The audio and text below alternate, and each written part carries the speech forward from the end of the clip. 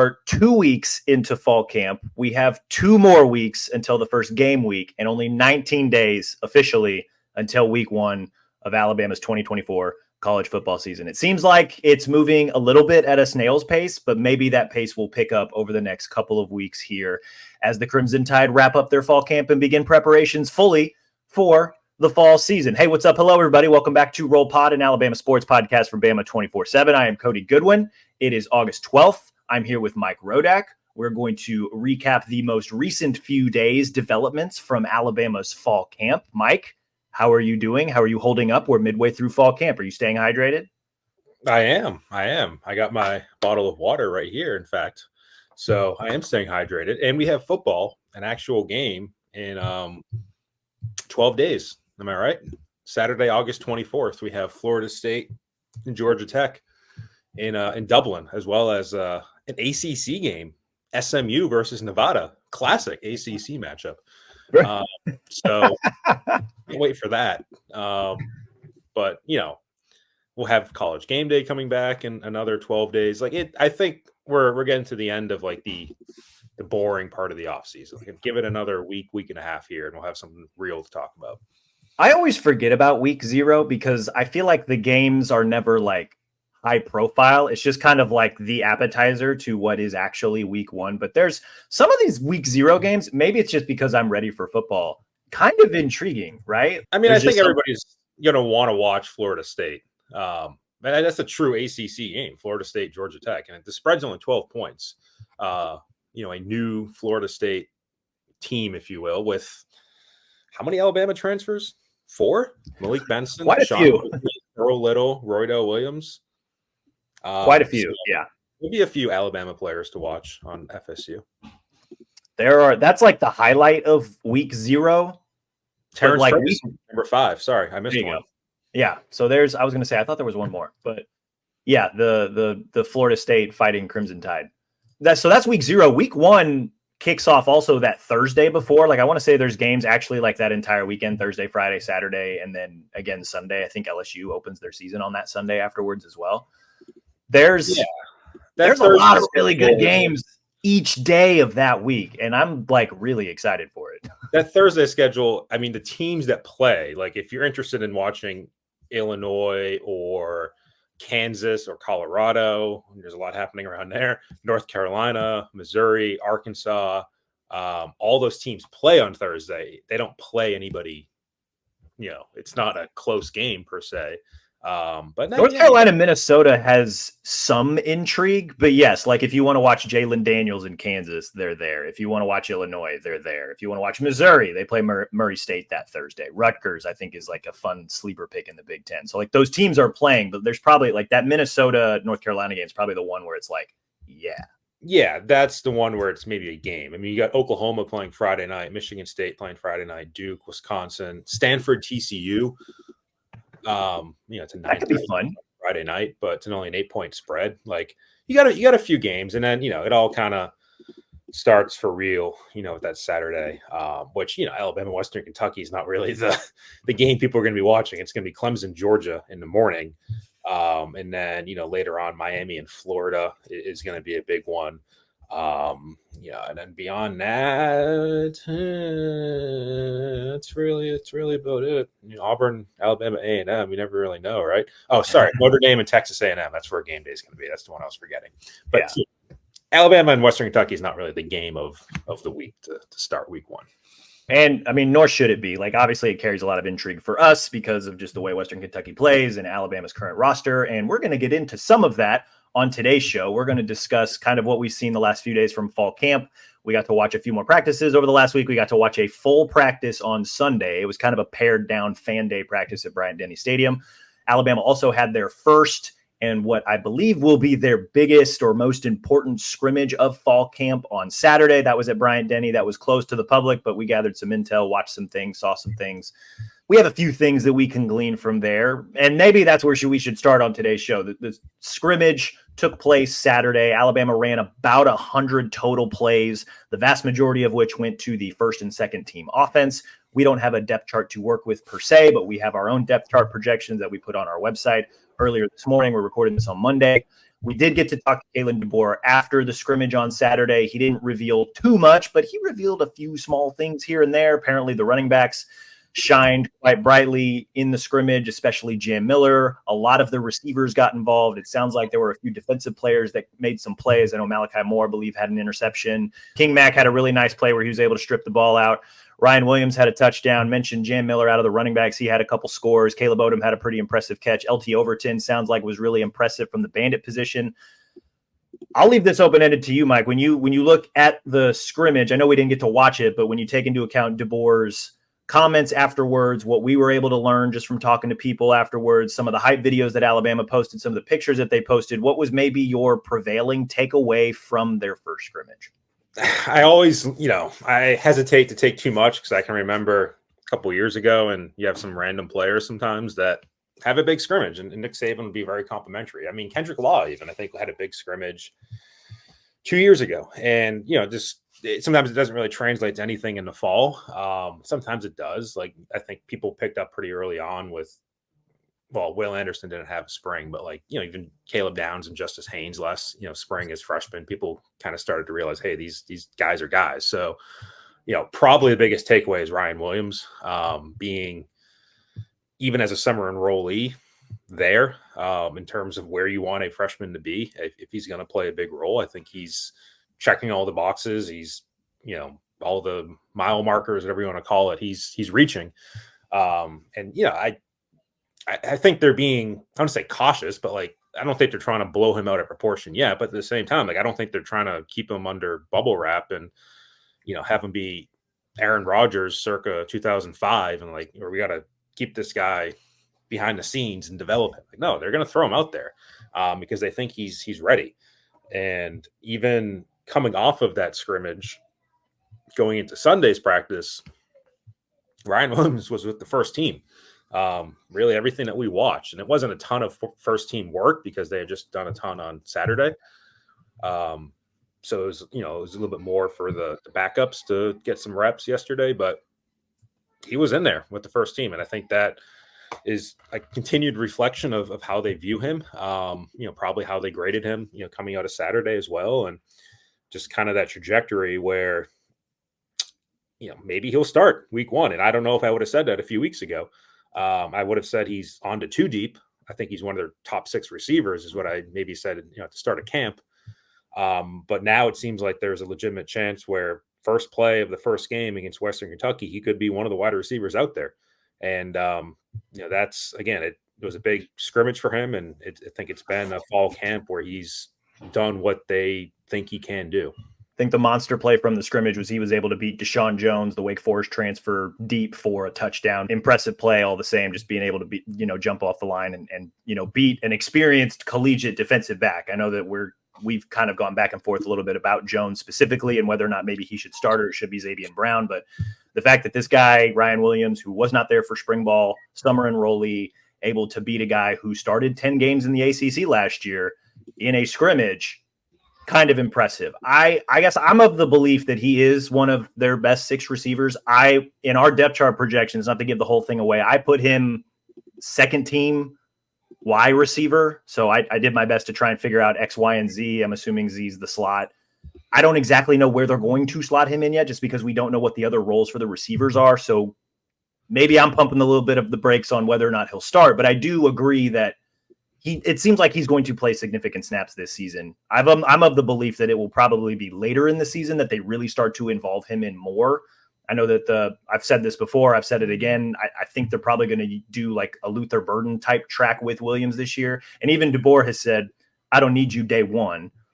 But then you listen to what Jamarcus Shepard says, and it's, hey, this guy doesn't make the same mistake twice. He is very coachable. He learns, he retains information. He's able to regurgitate that information. He's able to apply that information.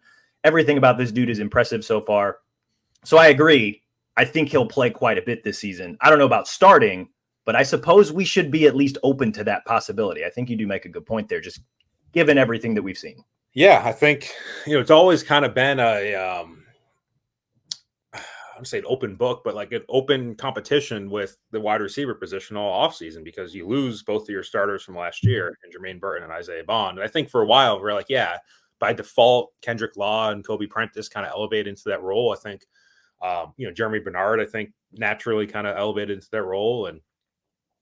But why not Ryan Williams? Why not Cole Adams in the slot over Kobe Prentice? Because that's how it was lined up on Sunday.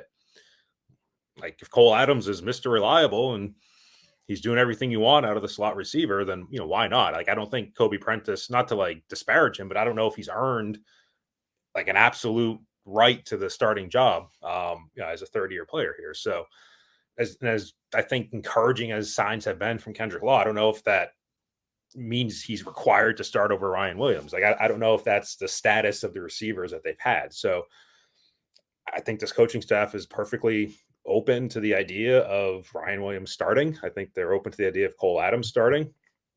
And, you're going to rotate those guys in and out, early in the season. Those first 2 games, you're going to be playing at least 6 receivers. It's probably going to get deeper than that if those games get out of hand. So, I'm sure they'll evaluate things from there, and maybe there's changes going into Wisconsin and Georgia. But again, I don't think they're set in stone. Like, we have to start Kendrick Law. We have to start Kobe Prentice. I think still is due whatever, whoever's been graded, the highest so far. And I think it's important to know here that, like, even though I took a stab at projecting their specific roles in, our projected depth chart, like I put Jeremy Bernard at the X mostly because of his experience. I put Kobe Prentice in the slot because that's largely where he's played throughout his career, which kind of left Kendrick Law at the Y. I could be totally wrong here. And that's going to be one of the most interesting things about, I guess, the next couple weeks of fall camp. And Shepard kind of alluded to this as well. Like, not 100% sure what these guys' roles are going to be. He just is throwing concepts out there to see if these guys can execute. And so now that they've gone through a scrimmage, I wonder if that means, okay, time to start siloing these guys into the specific roles that we think they would best fit in this offense, what best helps the offense. What is that going to mean for everybody? Is it Jeremy and Kendrick Law both at the X, for example? And does that mean Ryan Williams slots in at the Y? Is he one of those queens on the chessboard, so to speak, where they can maybe put him everywhere because of how talented that they believe he can be? I don't know. That's going to be one of the more interesting parts, I think, of the next 2 weeks, is maybe how not just receiver, but a handful of other positions too. How do these battles really come together, and how does the depth chart really start to take shape as they get ready for week 1? And I think receivers is probably the most intriguing of them. Yeah, there's a refinement, I think, that happens these last 2 weeks where, you start to, like you said, kind of slot guys into more specific roles. Like at corner, I would still be surprised if Xavier Brown's not your starter. I think right now he's still a little bit limited by that hand. I think Deshaun Jones is probably going to play like a Trey Amos type of role for what they did last year. Granted, I don't think they're going to be moving Damani Jackson or Xavier Brown inside like they did with Terry and Arnold to get Trey Amos on the field. But I think there's going to be a little bit of rotation there. I think Deshaun Jones is probably your third corner on the field. Jalen Mbakwe, I think, is probably right there as well. Maybe he's your fourth corner right now. So, there's refinement. You start to slot guys into different roles. But at the same time, like these last 2 weeks of the preseason of fall camp I think you're trying to stay healthy. That's even what the board mentioned after the scrimmage. So I think they might start to pare back some of the reps and the workload on some of your top line players. And we saw that a little bit on Sunday with Booker being out, Jaden Roberts not really practicing, Jen Miller, Richard Young. There was a Jihad Campbell. There's a decent amount of players that just were held out. And I think you're just trying to focus on staying healthy for those guys between now and in August 31st, because you kind of know what you have in those players. And then, I think you're doing a little bit of prep too, where they try to show something from Wisconsin. They try to show something from, Western Kentucky and South Florida, but also Georgia, and expose players and see how much they retain once you get to those weeks. But there's going to be a little bit of opponent specific stuff going on. So, you get some of that, but at this point, I don't know if there's going to be dramatic position battles, like changes to what they're doing. I think we kind of saw what the first group was on defense, and there's a few rotational aspects to that. I don't think that's going to change. I don't think the offense is going to change. The wide receiver position is going to get sorted out a little bit, but I think you kind of know what you got at this point. So it's just not coasting to August 31st, but just trying to refine things and make sure that you're managing health and managing players' bodies the best you can.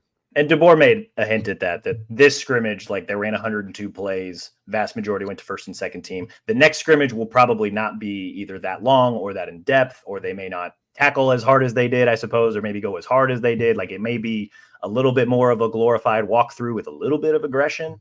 That's at least the takeaway that I gathered from what DeBoer was saying afterwards, just about this scrimmage and what they're going to do moving forward. I do agree they kind of know what they've got. And based on just some people that we've been able to talk to over the last few days, it sounds like they've got a lot on offense. I know that we talked a little bit about Ryan Williams. We've all been pretty high on Jeremy Bernard. We believe that the interior of the offensive line is going to be good. I think we're of the belief that Milroe will take some steps forward with this new offensive brain trust this season.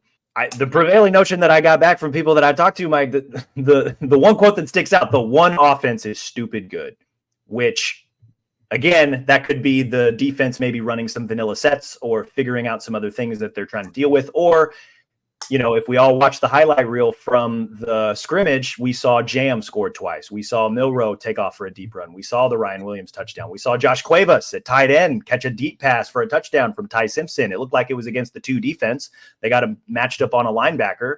How do we feel about the offense as a unit, as a whole, coming out of, everything that we've heard over the weekend? Yeah, I mean, I think like last year, it's still going to run through the offensive line. And if that has deficiencies, whether it's injury or whatever, like it's still going to hamstring you and what you're able to do overall. And so we still need to see it out of the tackle spots. It's been a very small sample size that we've seen. It sounded like the scrimmage, they were able to get some pretty good pressure. And we'll have to see, can Booker and Roberts, it seems like it's minor stuff for them, but, Booker had the back injury last year. Like they need to make sure those 2 guys stay healthy because they're probably their 2 best NFL prospects for next year. So, the offensive line, and there was even a play, not to blow it out of proportion, but like they just got blown up on Sunday for, a running play and just stopped in the backfield. So, and there was a bad snap by the backup center, Joseph Ionata, the freshman. You could just feel the tremors of the 300 people that were there watching. Just, oh my gosh, not this again. Right. But, if you maintain, some level of competency in that area, you don't have to worry about that. But, yeah, it starts with the offensive line. And then I think it's also a Milroe thing, too. Like, Jalen Milroe can be very, very good, but he needs to make those high percentage throws and move the chains and make the right decisions in terms of where to put the ball when things are there and when they aren't there. And we heard DeBoer allude to that a little bit, after the scrimmage on Saturday. And I think we've seen that at times from Jalen. We haven't seen it at other times. So the combination of, is there pressure on him? Does he need to do anything special running out of the backfield, scrambling? If there's not pressure, is he making the right reads and making those throws to move the chains? Like, that's still an open question for me. But I think the ceiling at wide receiver is very high with what they have in Ryan Williams and Bernard, but in particular. I think the ceiling at running back is pretty high, with what they have in Haynes and Miller. So, it's, can everything operate at, full capacity? And, we're going to find out. It's the beauty of having a new coaching staff and new players and all that. It's just, you never really know until they get on the field. What would you say? Obviously we've got some skepticism, specifically, I think more about the tackles, but also not seeing Booker and Roberts really go through the full practice. There's a question or two there. Would you consider the offensive line maybe the thing that maybe still worries you the most as they navigate the second half of fall camp? Or what is something that, if not that, then what maybe worries you the most as they close in on week 1? Yeah, I think in particular about the offensive line, it's the depth, because you get one injury down, that second team offensive line, I think there's potential issues there with guys like Miles McVay has not played. Pritchett and Formby hasn't really played. So if he's starting, like there's a question mark. If he's not starting and Pritchett's starting, well, Pritchett gets hurt, you're putting Formby in, and that's a question mark. Like Gino Vandermark, Rock Montgomery, Olas Alanin. Like, you starting one of those guys in an SEC game against Georgia's defensive line, like, is that a weak link? So the depth along the offensive line, I think, is one area. I think it's just the overall operation of the newness of a new play caller, getting used to the quarterback, new receivers. You're getting used to this new play calling system with helmets and still some sideline signals for other players. Just have everybody on the same page, and it just takes one mistake, one receiver getting the wrong call or misunderstanding something or not getting the call, and it screws up a play, and that could cost you a game. So the whole operation still needs to be smooth, and there's not a whole lot of experience with these guys together and with this particular system. So again, kind of the newness of that, and especially going onto the road to Wisconsin, I think is going to be a good test, because you're going to have to do all of that, but you're also going to have to do that with a hostile crowd and crowd noise and all that. So again, we'll see. Positive side, at least regarding that last comment, just going on the road and making sure that you're playing disciplined and you're doing things right. DeBoer was fairly happy with a lot of the procedural things that they did during the scrimmage. Granted, it was virtually an empty Bryant-Denny, and they were just playing their teammates. But, I mean, he really only counted like a handful of small penalties here and there. It didn't sound like there were too many holding calls. It didn't sound like there were too many offsides or false starts. So that's good news. How does that translate when there's 100,000 people in the stands? Another thing that remains to be seen. But so far, so good, at least from that perspective of things. In DeBoer's offense there's going to be a lot of pre-snap motions. Like, that's kind of his calling card. He's going to set up players for certain matchups and kind of show different things to the defense and try to fool them in some regards. So making sure they do all that correctly before the snap, when they can't hear, when they can't, necessarily, they're not huddling, because the NFL they've had helmets and radios for 30 years, but they also huddle for the most part. So you're standing next to the quarterback, you get the call from the quarterback, you run out to where you need to go.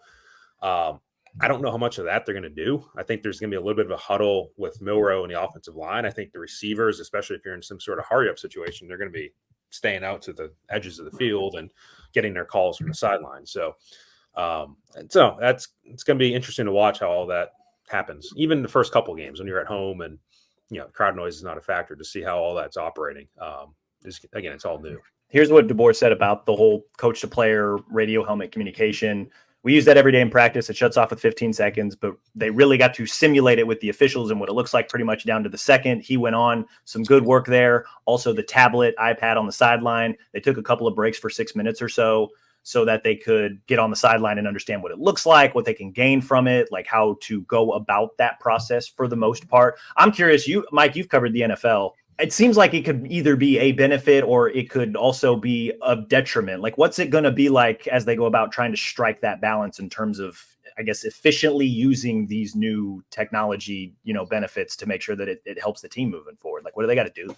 Yeah, I mean, Milroe talked about it at media days. Like, it's a conversation between him and Nick Sheridan. Like, I don't want to necessarily walk out there and be like Sheridan in my ear telling me, do this, do you see this from the defense? And it's like almost information overload when he's trying to kind of do those things himself and talk to other players. So I know people, when it first got approved and it was kind of news that this would be coming to college football, were like, it's holding the quarterback by the hand. And there's some people who are kind of against it, but I don't know if coordinators want to do that necessarily. I think there might be some situational things like, make sure you're throwing past the sticks, or, if you get a first down, need to call a timeout, whatever it is, like in that particular situation. But I don't think you're going to have the coordinator in his ear when he's walking to the line, saying they're playing cover 2, like, you got to audible to this play. Like, it's too short of a time to make those sort of changes. And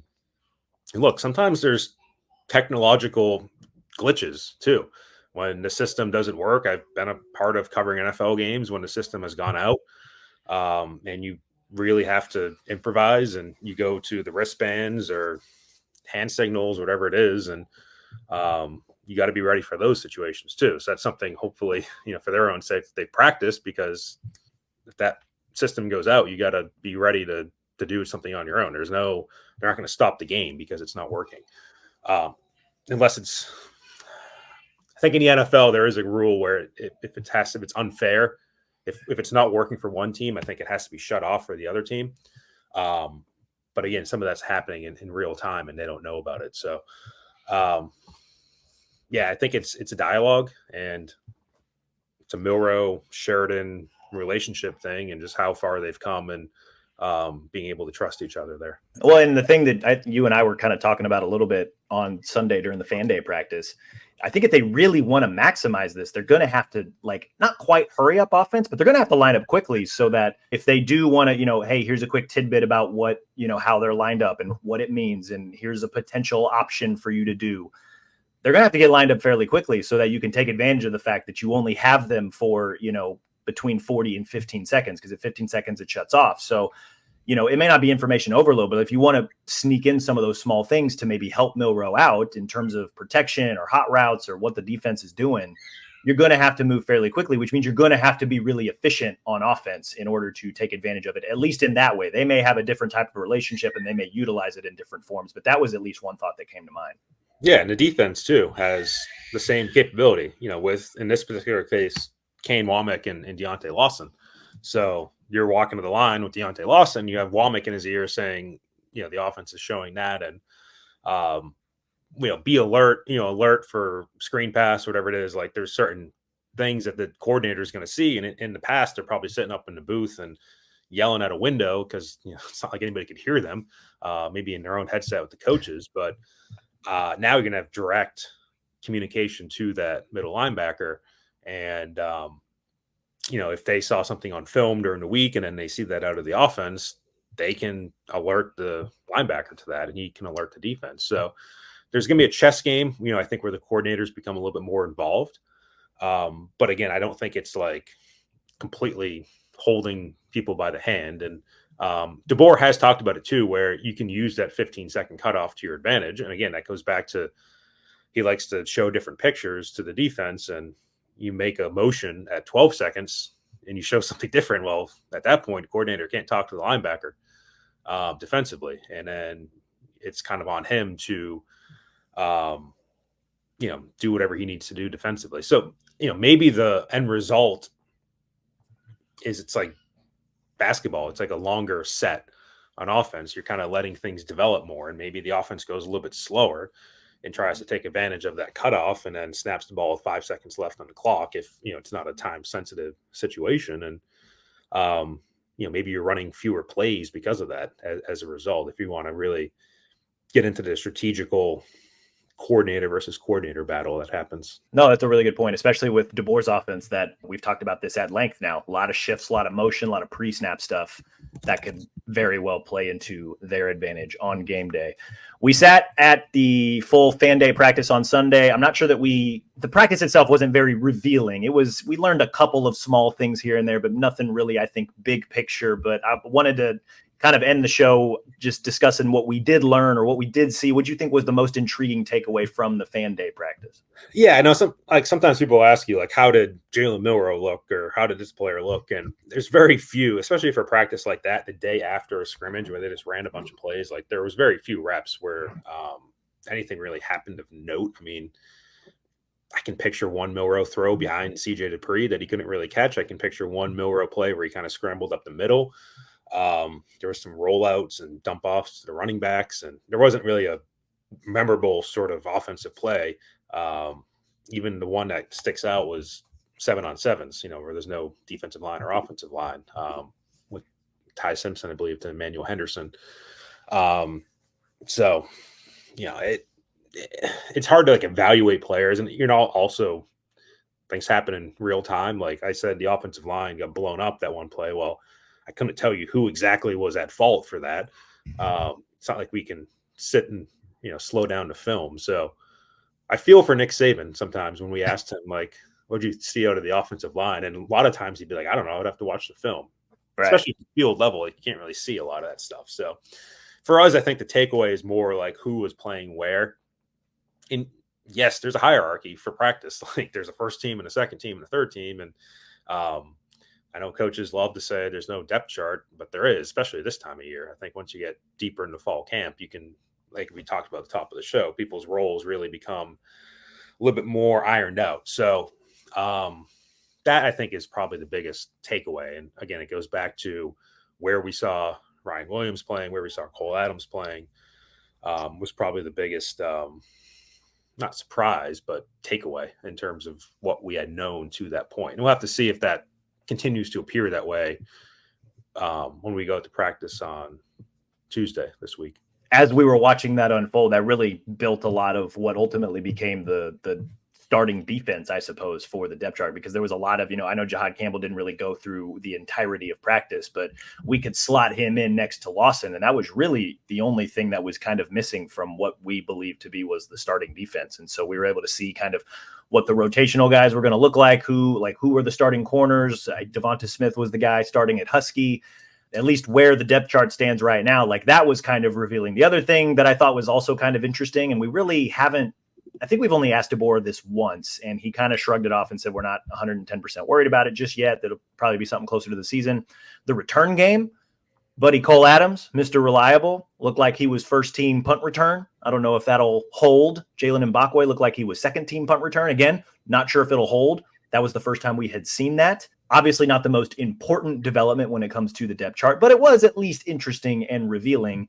And I know that as we kind of think about who the guys in the return game could be, Jeremy Bernard was a guy that did a lot of that for Washington last year, but you also made the point as we were sitting there watching practice, probably don't want your top receiver being a crucial part of the return game if you can help it.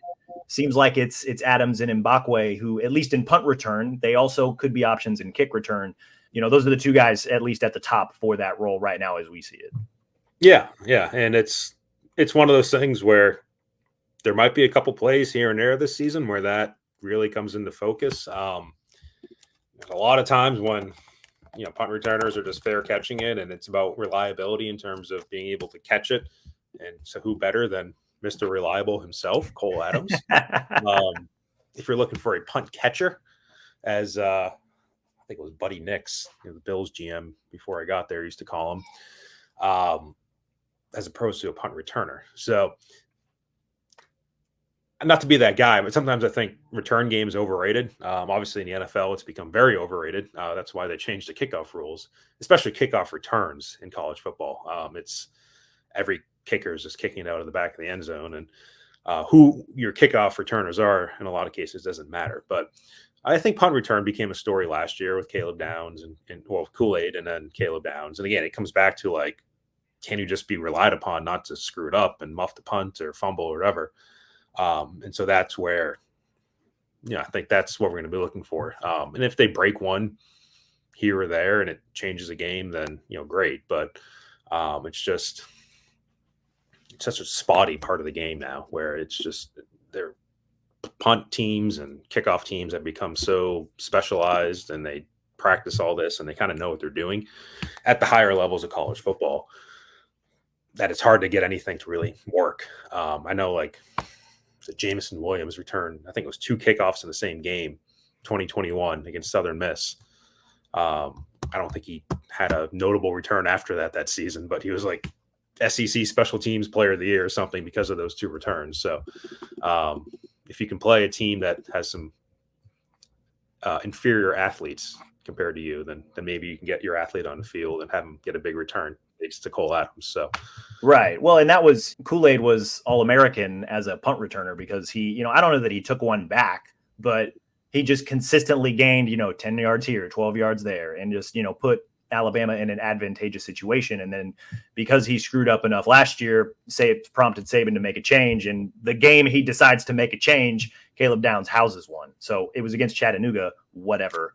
But yeah, I think it's probably because of that subplot last year that I was kind of intrigued when they trotted out the punt return team. And I was like, oh, hey, this is where they're going so far. And also to your point too, especially on punt return, more so than kick return, you just want a guy back there that can catch the ball. And if that means Mr. Reliable, cool. If that also means a talented 5-star freshman like Mbakwe, who maybe that's another way to get him on the field if he's not going to necessarily be the first DB off the bench or in a starting role in the secondary, that's a way to get him on the field and at least expose him to the speed of the game a little bit, which I think will help progress his development as he continues to push whoever the 2 starting corners are going to be. Like because I feel like he's going to play in the secondary in some capacity this season, and at least having him involved in the return game could at least prepare him for what the speed is going to feel like when he's actually between the lines. I don't know. Maybe that's why I just found it so interesting. Yeah. You want some breaking news? Yeah. Alabama is number 5 in the AP poll. Well, are you excited about that? What do you think? There we go. What's the instant reaction? How should we feel about Alabama being number 5? Exactly where I expect them to be, which is why it's exactly how I wrote the story. And very easy in terms of not having to change the story once the poll came out. Yeah, Georgia, Ohio State, Oregon. Oregon getting 1 first-place vote. Interesting. Georgia got 46. Ohio State got 15. Rounding out your top 10, Georgia, Ohio State, Oregon, Texas, Alabama. Number 6 was Ole Miss. Number 7 was Notre Dame. Number 8 was Penn State. Number 9 was Michigan. Number 10 was Florida State. So Big 10 and SEC heavy at the top, as is expected. Yes, your first I guess Notre Dame, and then you have your first ACC or Big 12 team is Florida State at 10, and then Utah at 12. So there you go. That's the new college football for you right there. Breaking news on Roll Pod. The AP poll is out. That means we are that much closer to the season. I did want to end today's show, though. As we move forward, we got 2 more weeks left of fall camp. What is something or a development that you want to see or you want to hear to maybe give you a little bit of confidence going into the first game week? I mean, I don't want to play like the Mr. Obvious game, but I think what DeBoer said about his biggest priority for the last 2 weeks is true. Like, you want to stay healthy because it goes back to what Nick Saban said. I think Nick Saban was being honest when he said at media days that depth is a concern of this team. And I think, like I talked about the offensive line, that's certainly true. I think the secondary, that's very, very true. The front 7 to some degree, I think there's interchangeable pieces, depth wise, but being able to stay healthy and you all of a sudden have an injury to anybody that's, especially along the offensive line, I think that would be, that would change the course of a season. And that's happened before for Alabama where there's been Dylan Moses is probably the most recent one that comes to mind in terms of an August injury, a guy who was a preseason All-American at linebacker in 2019 and tears up his knee and was out for that season. And that made a huge difference in that defense, having to start a freshman and Shane Lee and Christian Harris too, because Joshua McMillan was also injured in the preseason. That became like an ongoing storyline throughout that 2019 season was they had 2 freshmen at inside linebacker in Nick Saban's defense, and they struggled, especially in that LSU game, against Joe Burrow. So that can change a season, and you just want to make sure you don't have one of those situations. Obviously, they had a season-ending injury more than likely in Jalen Hale in the spring, and they've been pretty healthy so far the first 2 weeks of camp. It's just you got to maintain that, and I think it's, again, some level of pulling back, whether with some of the guys that might be banged up or just the first team guys in general. And I think we'll see some of that these last 2 weeks here. No, I think that's totally fair. Want them to stay healthy, obviously, but also, one of the things that Alex Scarborough was hoping that he would see or hear coming out of the scrimmage was effectively, he called it Separation Saturday. I would like to see a little bit more of that over the next couple of weeks. I would like to hear about that a little bit more over the next couple of weeks. What does the hierarchy at receiver look like? Who is slotting into specific roles? What does the D-line / front 7 rotation begin to look like, specifically with what's the snap share look like behind, Jaheim Otis, Tim Keenan, and Tim Smith? Who's emerging at Wolf? Is Zabian Brown locking down that other corner spot? Is it truly Devonta Smith at Husky? Like, I want to see some of these things start to crystallize a little bit, or at least hear from the staff and, assistants and DeBoer some confidence in the way of depth chart crystallization. I think that would go a long ways in helping just this team start to build some chemistry and really at some of these other positions, really to see these guys start to carve out some roles and make them their own so that there is a little bit more, I don't even know if cohesiveness is the right word, but you want these guys to feel confident about what they're doing and what's being asked of them going into week 1. And I think over the next 2 weeks, that is what I would like to hear a little bit more of to maybe inspire a little bit more confidence about this team. Not that we're lacking for confidence, at least I'm not.